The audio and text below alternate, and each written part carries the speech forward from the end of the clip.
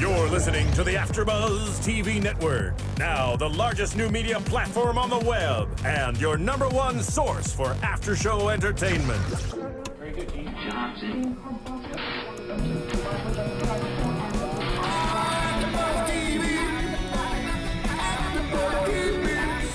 The AFTERBUZZ Studios in Los Angeles, California. Presented by Maria Menounos and streaming live thanks to Akamai Technologies. This is AFTERBUZZ TV's Revolution After Show. We'll break down tonight's episode and get you all the latest news and gossip. And now, another post-game wrap-up show for your favorite TV show. It's AFTERBUZZ TV's Revolution After Show. Secret, secret, you know the secret. Oh, yeah. If you wonder why we're doing what we're doing, it's because in this episode, Season 2, Episode 14 of Revolution on NBC, this is what they played. This is what Aaron woke up to in They're not wondering. 2014. They know. You know. That's why they're here. You know what's going on. Hi, my name is Megan Thomas, and who are you guys? Hello, hello. It's Francesca Dugan. Hey, what's up? Ryan Hooks coming at you. Ryan Hicks, all right. And you know what? We're so glad because we had a nice little hiatus, right? Ugh, it was so long. It's a long hiatus. Now we're Missed back. everyone. The Olympics were giving us things to watch, and now we're back. I know. I'm not going to lie. I was like, hurry up, Olympics. I'm ready to see Revolution. Like, seriously. I agree. All the fans have been waiting for it. I've been getting a lot of Twitter messages from people who have been waiting for the show to be back. So everyone's glad it's back, and here we are. Fear and Loathing. Yes. So let's get right into it. So one of the storylines this week had to do with the Nevilles and Miles and Rachel. They all are now a little team, the A-team. I feel like they're a B team. They're not really A-team. I mean... Because A-team, I think, includes Bass and his son and Charlie. So they're sort of JV. Yeah, so this is JV. This JV. This is a JV squad that stepped up to the plate. And so that we see that the typhus camp is now turning into a re-education camp. And like you can see the fear and the flashback in Jason's eyes when he sees the barrels. Right, that's crazy. 17, 18 hours just locked up in there. That's why they're so messed up in the head. Remember, like when it's all about torture. Right, like that. Okay, it creeps me out to think about that. Break them down mentally. It's the only thing you can do when you're re-educating people to follow something is just destroy them, and rebuild them from nothing. Why is Doyle involved? I think it's all part of the plan, because we saw the one scene where they have the men in the truck, and they were trying to catch Miles.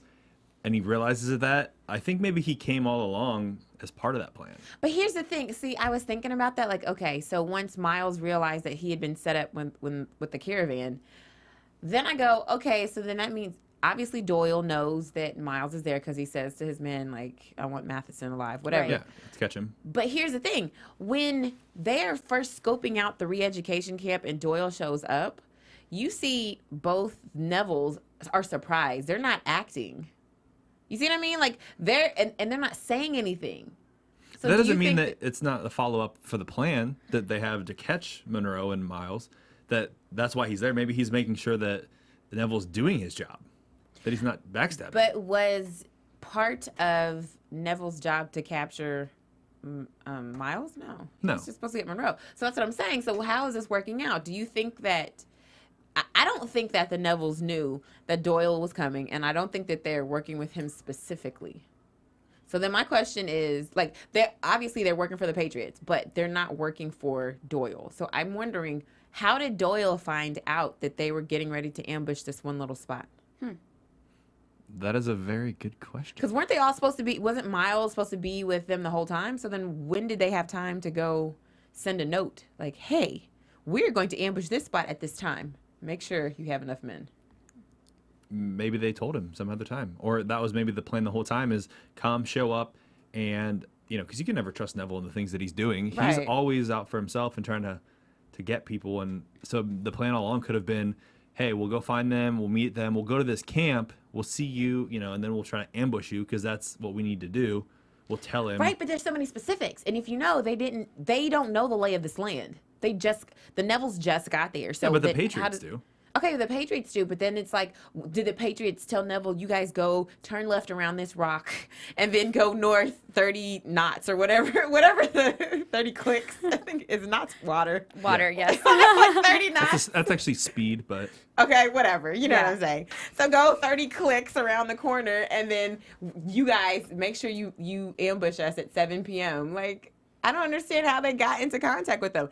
If you have an idea, make sure you contact us by subscribing to our iTunes podcast. Just search AfterBuzz TV Revolution, and you'll see us. Just click subscribe. And then you can rate us, leave comments, give us 5 stars, and let us know what you think. How on earth did Doyle know where exactly this ambush was going to take place? I don't know. So they can just have their regular old standoff.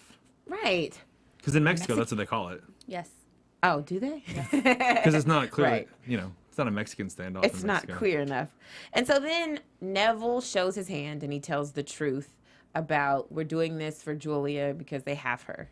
And after we get her, after I kill Monroe, then we can kill all the Patriots. But until then, we need to work with them. Right. Do you think Miles believes him, Francesca, about this story, why they're doing what they're doing? I think so, because Neville said earlier, too, it was kind of like a foreshadowing. So there's nothing I wouldn't do to see her again when Miles was saying something about Julia. I'm not sure. So I do think he believes that he's serious about getting Julia back, but I don't know if he wants to give up.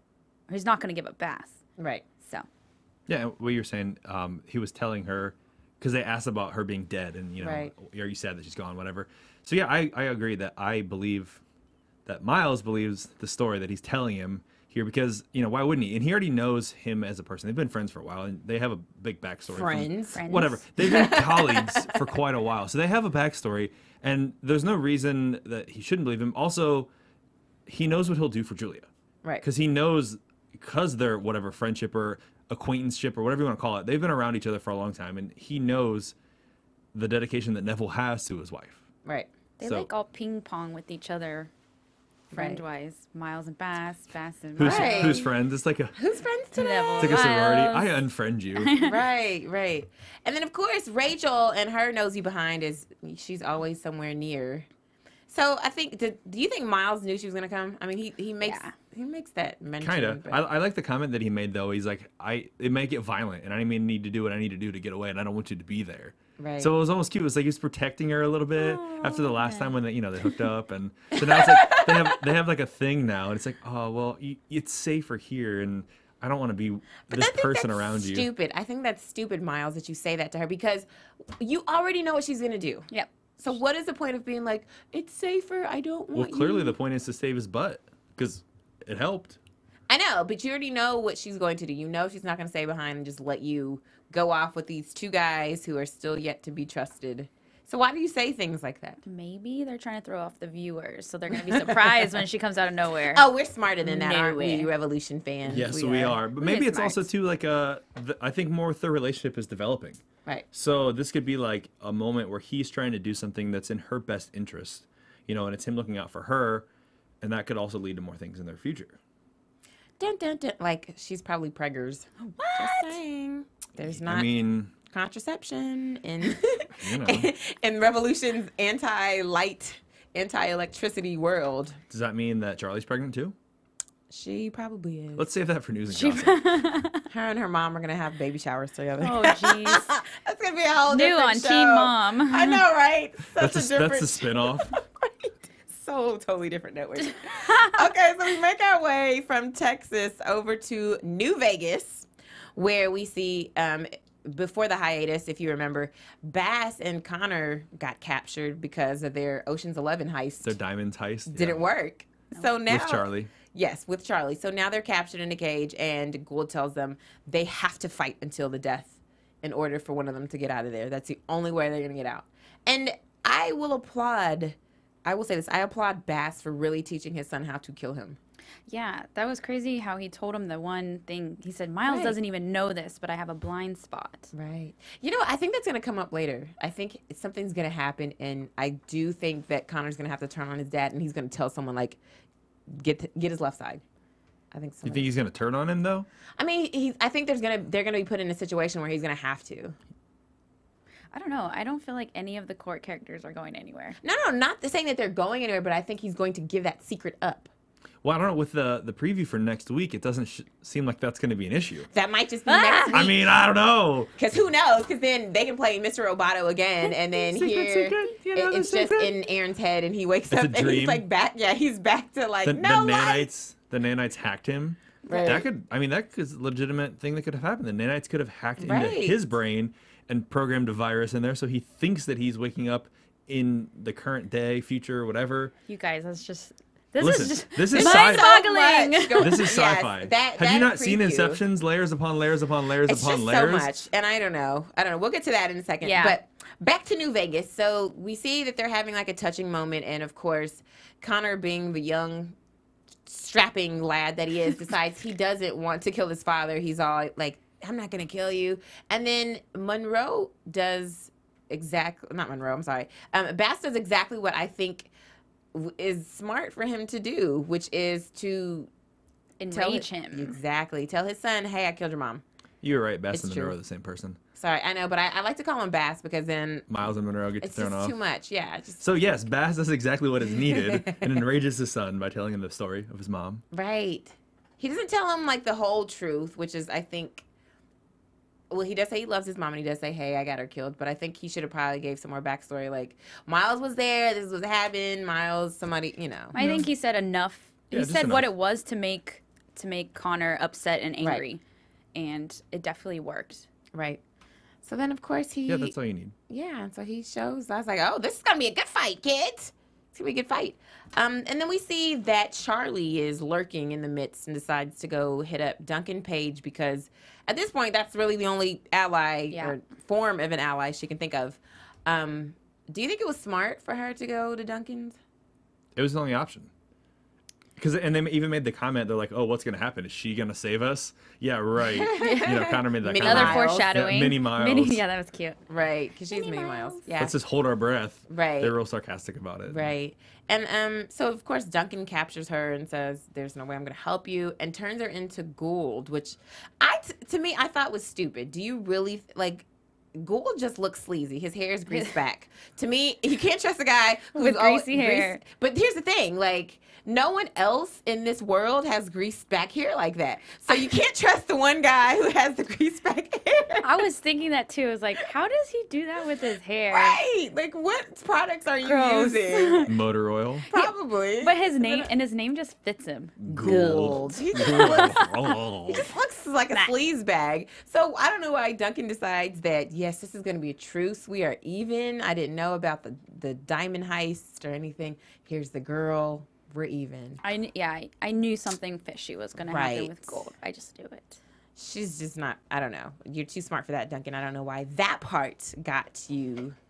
But, so we see that he takes Charlie, and he turns into a brothel chick. But so not fitting for her. Right. I like the outfit. It was really different to see her in a feminine, outfit. Role, right? Right. Of course, she kills the dude who comes to... Yeah. Pays his...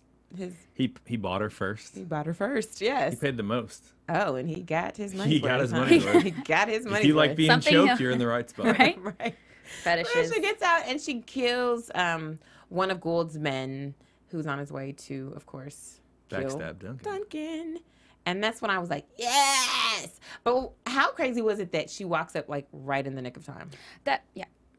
You knew it was happening. So dramatic. I was sitting there as she's choking the guy. She's like, oh, she's going to get out and get there and stop it just in time. Right. Why wouldn't she? Yeah, because absolutely. she's the hero. Because she's Charlie. She's Mini Miles.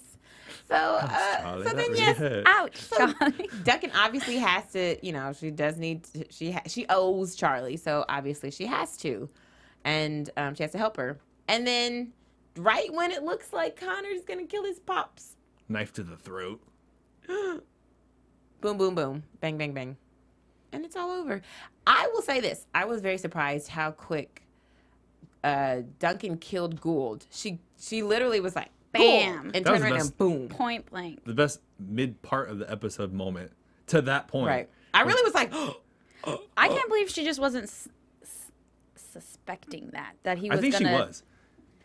Well, she was 2 seconds away from getting shanked. That's what I'm saying. I don't think... But when they showed him look at the guy, that when they showed Gould looking at the guy and he was inching over, You're right. she gave him that look back, like you knew something was up, and then kind of looked away, and then he was all like, "Oh, nothing's happening. Don't mind me. I'm sitting over here watching the fight." Right, but I feel like she I feel like she probably is missed it. always on alert just because of who she is and what she has to do, and the violence that surrounds her. I think she's always on alert, but it's obvious that she didn't know she's about to die, and her men didn't know either. They're watching the fight with their guns. Right. They're not even paying attention. It's a dogfight. You don't want to miss it. 3 to 1 odds. Are you kidding me? What? Who in whose favor? They didn't say. It's 3 to 1. Who do you think? Probably Bass. 3 to 1 for Bass for sure. Right. Nice.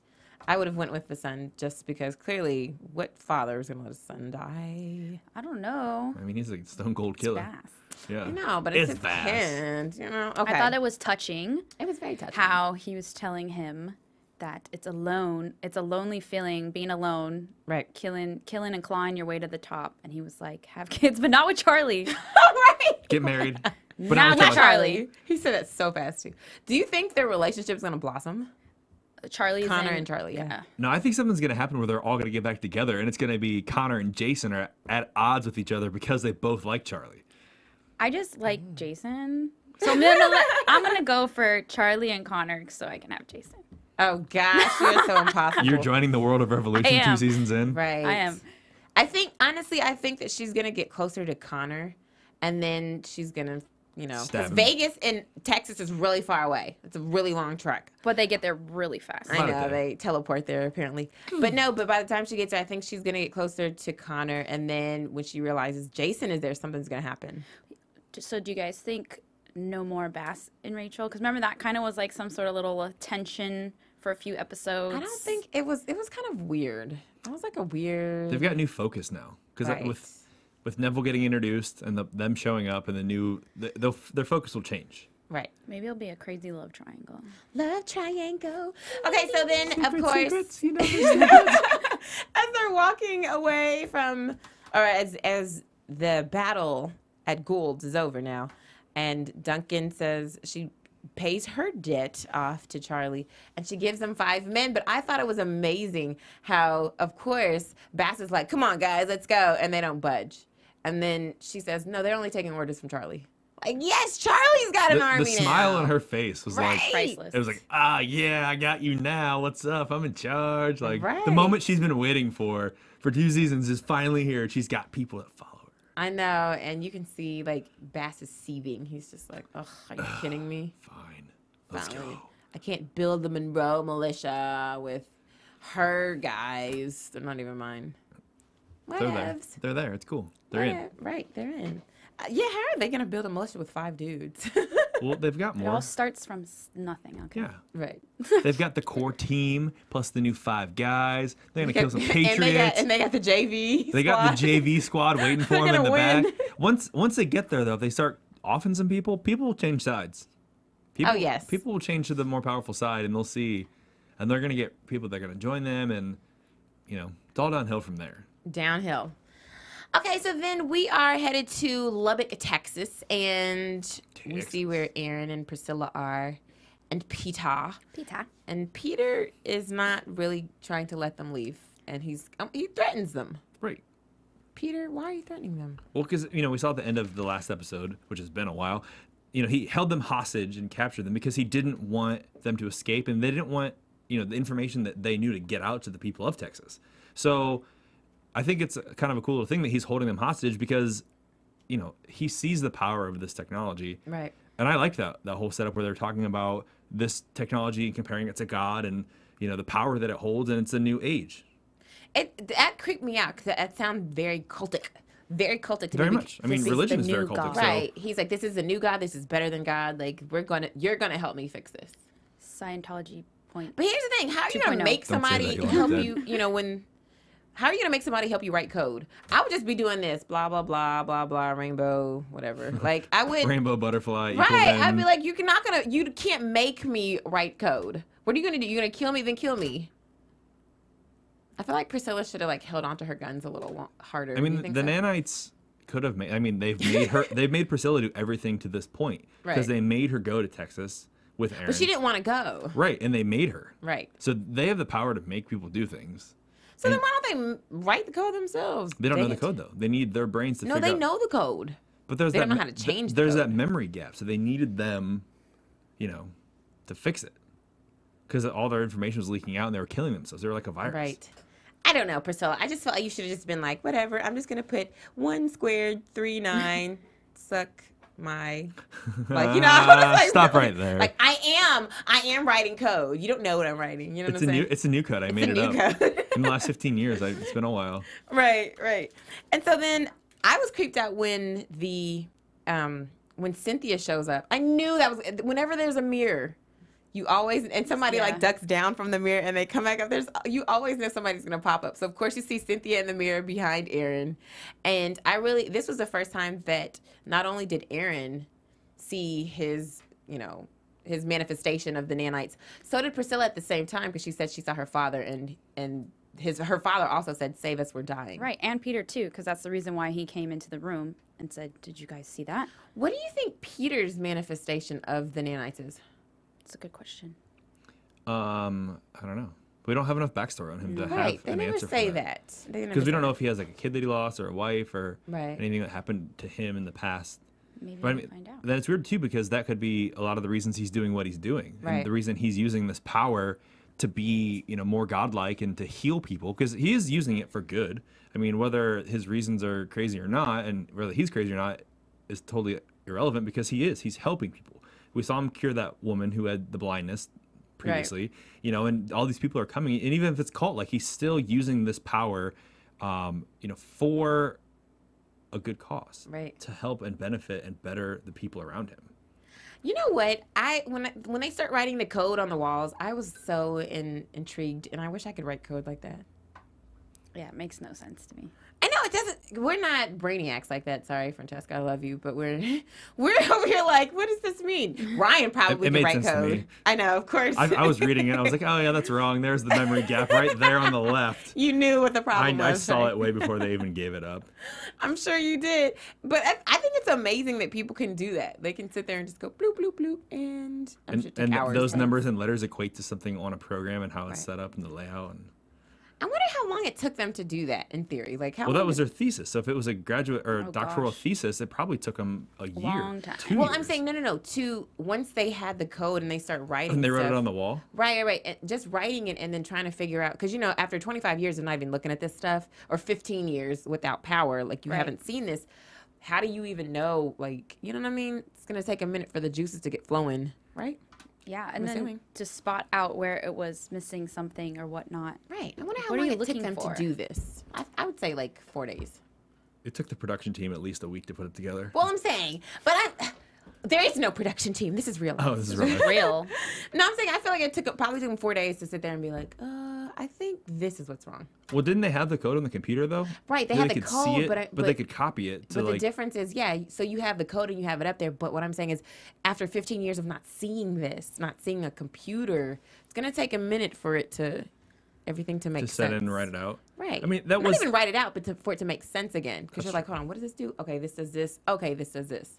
That kind of thing. I mean, maybe more for the other two than for Aaron. Because Aaron was on the computer last season. Right. At Grace's house. Oh, that's true. Yes. Mm-hmm. And plus, he's the mastermind behind it. Although he had a little bit of help, he really did create and write the whole code. That's why he's the one that spotted the error in the programming, because it's his code. That's his work. That's his life's work. And that's what made him what he is and made everything happen. Right. So it's easier for him, I think, than the other two. And that's really why Peter focused on getting Aaron and not so much Priscilla. Right. Okay, so here's the other thing that I have a question about. I really honestly thought that Aaron was going to write the code again and find... And fix it? Right. No, and fix it, for sure, and not give it a virus. What do you think made him go, okay, you know what, this is detrimental, and I'm going to have to give it a virus? I think to see Priscilla upset, and Priscilla just being like, she said, I want it to die, like, I don't want this to keep going, blah, blah, blah. I think because he's always still loved her throughout this whole thing, and he didn't want to lose her again. Because I think if they would have kept writing it correctly or whatnot, the Priscilla would have been like, leave again. But she was helping them. Sort of. She was writing triangles and rainbows. Like I would have been triangle rainbow. Minus then 3.79er. Right. Well, what do you think Ryan was the reason why Aaron decided, you know what, I'm going to have to let this thing go. I think he had his mind made up beforehand. I mean, the reason they went there was to find Peter to stop this. And they, after he was held hostage and they saw the things that Peter was doing, I mean, I think he's had his mind made the whole time. But he needed to get into a situation to execute the plan. So by lying to Peter, it had to be, yeah, we'll help you for sure. And then I could get the opportunity to change things. Right. And when he bashed him in the head, like, that was his defining moment where he's like, okay, we're doing this. Right. And that is creepy, too, because now this is the first time that other people have seen Aaron's manifestation of the nanites. They can see Cynthia. How creepy is that? If you saw, like, if somebody tells you, I see something, you're like, no, I don't see it. And then finally you see it. And she was, like, bleeding, right? She yeah, because the virus. That's where she got hit. When she died for real. Yeah, I was like, whoa. It was a cool, like, correlation because that's also him putting the virus into the system is making her bleed to death and is really killing her as a manifestation and also as her figurative person. Right. So then we see a lot of... which is like the lights. Was that flashing. flashbang boom? Yes. Explosions. That's the explosions that the nanites are doing. Yeah, so I'm thinking like, I feel like the nanites should have like just like shocked them, like get off the computer, shock Aaron's hands, get off the computer. You're not gonna make it worse for us. Yeah, it's crazy because they're so powerful, but then they were so helpless right there at the end. I think because they're really, really just. And that goes back to their childlike. When the presence they had in the earlier part of the season when they showed up, they were helpless in some aspect where they needed to be told what to do, and that confusion is what sent them away. So I still think they're like infants in their nanite. Right. I don't know. Their nanite sea. So then everything is boom, boom, boom, boom, boom, boom, and then Aaron wakes up to Mr. Roboto. That was so crazy. Quick question. If you were to wake up after 15 to 20 years of no electricity, what song would you want to wake up to? Happy by Pharrell Williams. That is an awesome song. It's a great song. It is a great song. Just want to clap my hands. Because I'm happy, clap along if you feel. I feel like I want to do Who's That Lady? Who's That Lady? Probably some Blackstreet. Take it old school to the 90s. You're like, what? No diggity. That's really awesome. The original rump shaker over here. Oh, gosh, yes. So Aaron wakes up and he's hearing this song. He has an alarm clock. Priscilla is clearly married to him. She has a ring on. They're in their fancy schmancy apartment. Los Angeles apartment. Hey. Oh, that's not Los Angeles. He works for Google. That's not in Los Angeles. Bay. Well, there's also one in Los Angeles. There's one in like a lot of cities. Maybe he's in Brazil then. Who knows? Hey, baby. I feel like they were in D.C. for some reason. I don't know. Regardless. Anyway. He wakes up in a city with power and there's traffic. Right. And I was flipping out. Right. I was just like, okay, I think this is a dream. Yes, I was like, okay, wait. So was this whole series just a dream? No. I don't think so. Like, how are they? I just don't know how they're gonna play this out. I'm like freaking out right now. I think the nanites are putting him in this situation. Right. So, and one thing that I noticed, and I wrote it down, and I'm sure you both did, when he turns the TV on, it says March 5th, 2014. Right. Which, as we know, it's not March 5th, 2014. So, and clearly they would have known the date of this episode airing well before they aired it. So they could have potentially put today's date in there. Right. So there's something about that, the fact that they specifically showed the date. Right. That it's future from now and all that. So. It's like next week, though, really. Right, it's next week. Can't believe it's already March. Meh. So next week. The 1, 2, 3. Yeah, that is. So the whole week, the whole day will play out on the 5th next week when we're watching it on the 5th next week. Is your mind blown? Oh my gosh! Talk about explosions. That's true. That's crazy. That is good. This was really planned out. Right. So, but I think what happened, like this is what when I saw that, I immediately thought, okay, why are the nanites not making him shocking his hands so that he I got to get off the keyboard so that he doesn't make it worse. And then when he wakes up, I thought immediately like, oh, they like jumped in his brain and was like out like a light. But could they? Out like a light. Yeah, they have the power to do a lot of crazy stuff. They have never hurt the three of them. Although they threatened Priscilla. But that's not hurting him. They're putting him to sleep. But shocking, they haven't done anything. They've never physically. Oh, but wait a minute. They're not opposed to that because you remember that tree that came down. But it didn't hit her. They've never physically touched But Aaron's them. trying to kill them, so Right. they were So angry. I don't think that they want to kill their creators because again, get fixed if you kill the one who made you. Right. So it's still like, okay, I can't kill you, but I can hurt you, or I can make you go, change whatever behavior you're doing in order to benefit us. So I think instead of shocking his hands, because I'm like, do something, nanites are powerful, get his hands off of there if you want to live. I thought, okay, immediately they did something to his mind to make him go to sleep, and now they're messing with his head and dream state. I feel like we should start predicting. Not yet. That's too soon. And I think that I disagree with that, because although they dropped the tree on Priscilla, they've never done anything that would cause any kind of harm to the three of, to Peter, Priscilla, and to Aaron. So can they harm them? Is it, this godlike complex creator thing? Can they physically cause pain to these people? I know they healed Aaron in the first season, but they have never done anything negative. But here's the thing: if you can emotionally cause pain to them, why wouldn't they also physically cause pain to them? They've disappeared, which has caused emotional pain, but they haven't done anything. No, for example, when Cynthia died, Aaron said, "Why did you leave? I need you to come back, heal her, heal her." They wouldn't. That's because he told them in that scene. He said, "I don't want you to kill anybody anymore," and they were like, "Okay, we're not going to." And then he's like, "Kill everybody." And they killed everybody, and he's like, the nanites were like, "We're confused. We don't know what you want from us. We're not helping you anymore because you're not treating us right." So they didn't. Right. They didn't do anything though to Aaron. They did it to the other people. Okay, but then then when your creator says, "No, heal her. I want you to heal her," they didn't do it, and so obviously they know how he feels. No one says they have to obey. But they still haven't. It doesn't matter. They don't obey him. They can cause. My whole thing is this: they can cause emotional pain, which means to me they can also cause physical pain. Aaron could have said in that scene, "Heal her," instead of saying kill Dr. Horn and the other people, heal her. They probably would have healed her and nothing would have happened to either of them. Regardless of Horn and the men around, the nanites could have saved them in that situation.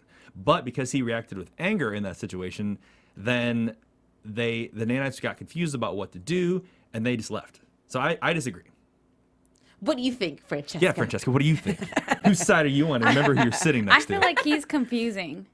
No, I'm hearing what Ryan is saying, and I do think that there is some legitimacy. However, not as much as my theory on this. Who thought is right? I'm just saying, I don't think that the nanites will ever kill the creators. That's what I think they will never do. They can't even hurt them. But I think they will hurt them. Yeah. But they haven't yet. But they will. They've already showed us that they're not above that. We will hurt you if we need to. We'll drop this tree on you, and we're going to No, they threatened to hurt. Okay. They never actually caused injury. Okay, There's a difference between threatening and doing it. Okay, but that was because Aaron pushed Priscilla out the way in the nick of time. Because they were look. I mean, to me, that looked like they were going to kill her.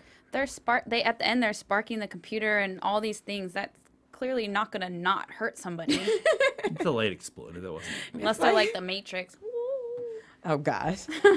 So, yes, let's start predictions for next week's episode. And now, your AfterBuzz TV predictions. Scary. Okay, There's no flashing lights or anything. I know. There's no... What's Wah. going on here? Where's some flashing lights? Can I get some flashing Close your eyes a lot. Okay, I'm blinking really fast. Blink really fast. There's the flashing lights. Okay, predictions. Go ahead, Francesca. Tell us your predictions. Okay, so it could go for me a couple ways.